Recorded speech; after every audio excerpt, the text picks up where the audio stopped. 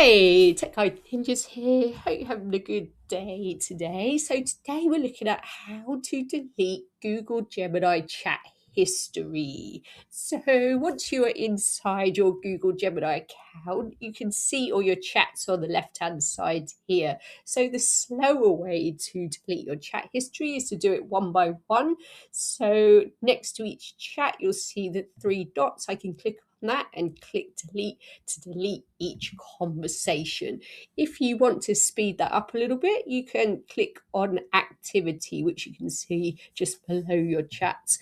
So when I click on activity, a new tab opens. It shows me all the chats I've had on every different day.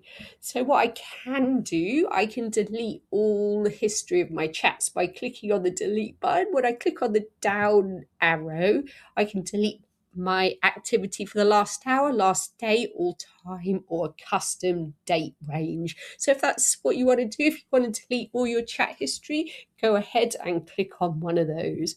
I hope that was helpful. Please like the video and subscribe. I will see you soon.